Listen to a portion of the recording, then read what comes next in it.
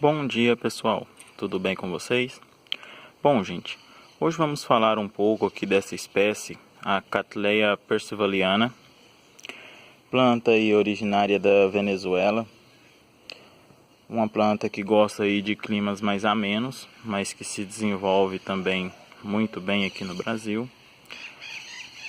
O interessante dessa planta é que geralmente ela costuma vegetar entre 1.400 a 2.000 metros de altitude aí, nas regiões de Trujillo, que é o habitat natural dessa planta.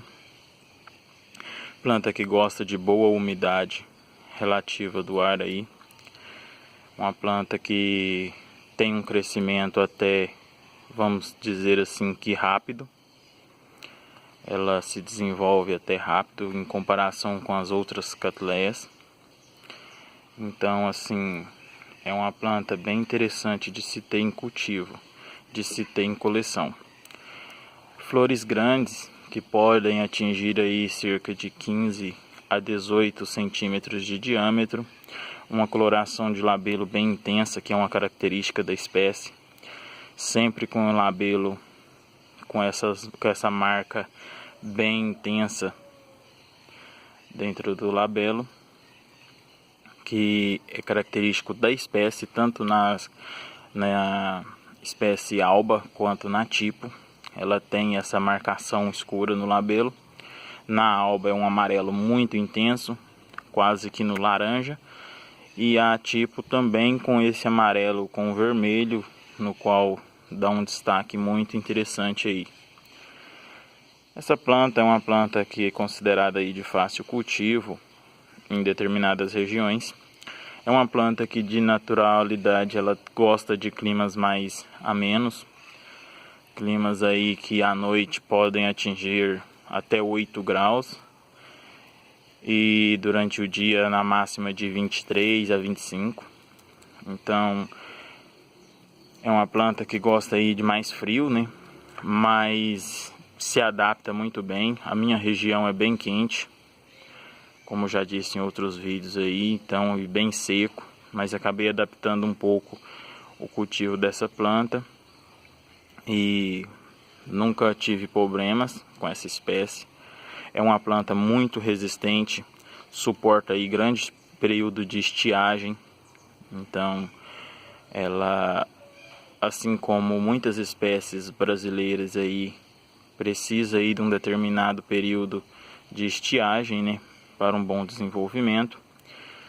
Ela possui bulbos mais longos e bem grossos, então acredito que devido a isso, devido ao seu grande armazenamento de nutrientes, ela consiga suportar aí grandes períodos sem receber água e até mesmo adubação.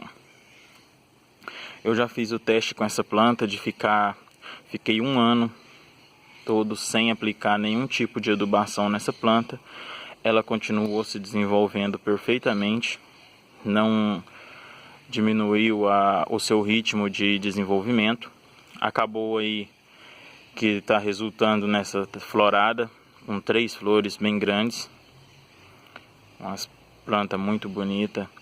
Não tem vamos dizer assim, uma armação desejável por muitos, pois hoje em dia o pessoal busca muito a respeito disso, de forma, armação da planta, substâncias, então, mas é uma planta que eu gosto bastante.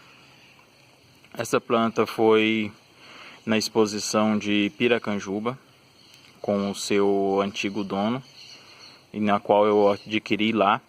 Essa planta conseguiu uma pontuação de 6 pontos, mas, como se diz, eu não ligo muito para isso, eu gosto mesmo desde que a planta seja uma planta pura, uma planta que chame a atenção, para mim já está de bom tamanho. Mas muitos buscam isso aí, né? Mas apesar de tudo, essa planta, comparado com muitas aí, tem uma forma muito boa. As pétalas bem largas, um preenchimento bacana.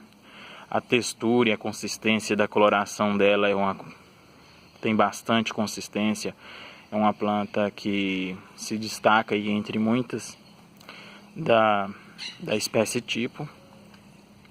Então, assim, eu tenho essa planta já está fazendo 3 anos. Então, eu passei assim, gostei da planta, tal, o desenvolvimento dela é bem rápido, não é tão lento, porque a variedade alba dessa planta ela é bem complicadinha de estar se cultivando, devido ao seu crescimento que é muito lento. É uma planta mais atarracada, uma planta que não se desenvolve tão facilmente. Mas muitos questionam também que a variedade tipo seja do mesmo modo, mas eu não tive problemas até hoje, certo? Então, assim, eu aconselho sempre estar utilizando vasos de cerâmica para essa planta. Vaso de cerâmica, um substrato bem arejado e que mantenha umidade também. O meu substrato aqui eu utilizei casca de pinho, carvão e esfagno e um pouco de brita zero. Por que a brita? Tanto para poder fazer uma melhor drenagem, um melhor arejamento, e essa planta também tem características de vegetar em rochas em seu habitat natural. Então, como ela vegeta tanto em rochas quanto em árvores, ela pode ser considerada rupícola ou até mesmo as epífitas, né? Então eu optei em fazer uma mistura aí do substrato e acabou dando muito certo. A planta gostou. Como vocês podem ver, já está precisando de um replante. Suas raízes já fugiram do vaso, a planta já em si já está saindo. Assim que passar essa florada, eu vou estar fazendo o replante dela, para que ela possa se desenvolver, continuar o desenvolvimento novamente aí, né? Então, pessoal, é assim, eu sempre recomendo vocês fazerem uma rega de dia sim, dia não nessa planta, mesmo que morem em regiões que sejam mais úmidas, mas sempre intercalar um dia sim, outro não, fazendo regas e proporcionar um substrato mais arejado possível. O vaso de barro sempre é bom porque ele ajuda a fazer vamos dizer assim, a manter um clima mais frio nas raízes. Que como ele é cerâmica, a cerâmica, a partir do momento que ela é bem porosa, ela molha, ela vai conservar uma determinada umidade no centro do material. E isso proporciona as laterais mais frias, no qual essa planta vai se desenvolver bem, seu sistema radicular. Porque como ela é de regiões frias, ela vai estar gostando desse, vamos dizer assim, desse microclima. E então, proporcionando uma certa umidade aí, uma certa frequência de regas, ela vai se desenvolver normalmente, como se ela tivesse em seu habitat. Essa planta pode portar aí de 1 até 6 flores na mesma haste floral. Assim, é meio difícil conseguir, mas não é impossível. 6 flores numa mesma haste. Essa planta comigo há um ano, o ano passado, eu consegui 5 flores. Aí, na florada passada, aí eu retirei toda a adubação da planta. Não fiz mais adubações. Podem ver que aqui no substrato tem umas bolinhas, mas as bolinhas são isopor. É um pouquinho de isopor que estava por cima do substrato antigo dela. E como o substrato ainda estava novo quando eu fiz o replante, isso há 3 anos atrás, pessoal, eu deixei, não tirei, né? Só completei com o substrato que eu havia feito.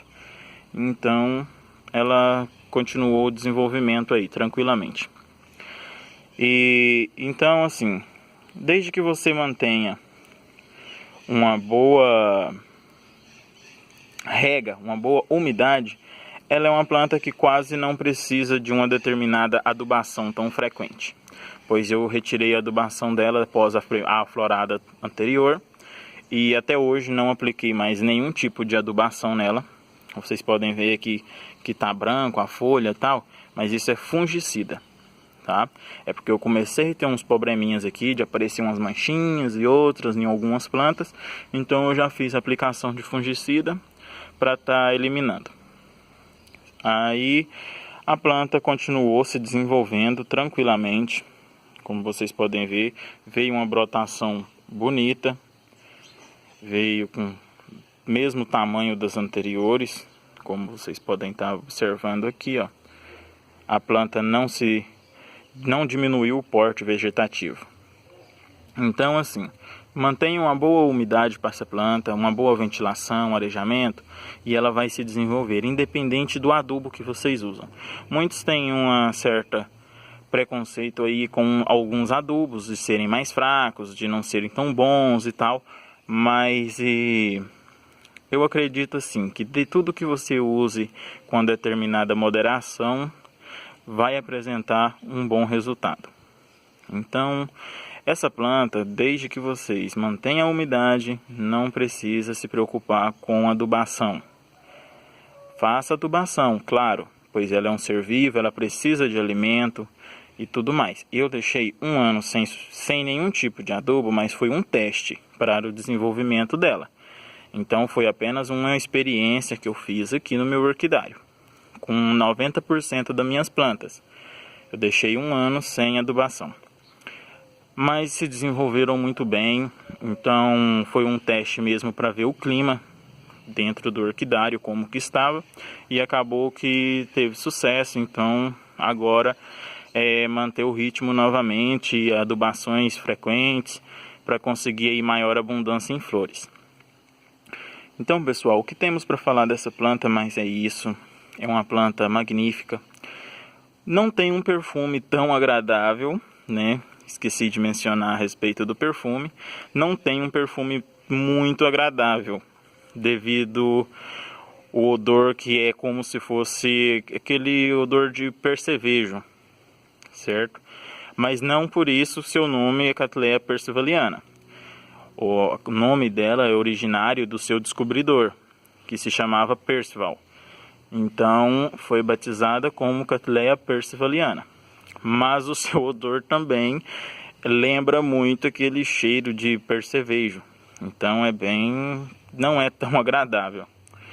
Mas é uma planta linda, uma planta aí que super vale a pena ter em coleção. Certo? Bom, temos para falar mais é isso. Acredito aí que eu lembrei de falar tudo, né? Mas é uma planta fantástica. Se vocês gostaram, deixe seu like, compartilhe o vídeo. Se não é inscrito, se inscreva no canal. Logo mais teremos outros vídeos, tá bom? Fiquem com Deus. Até mais.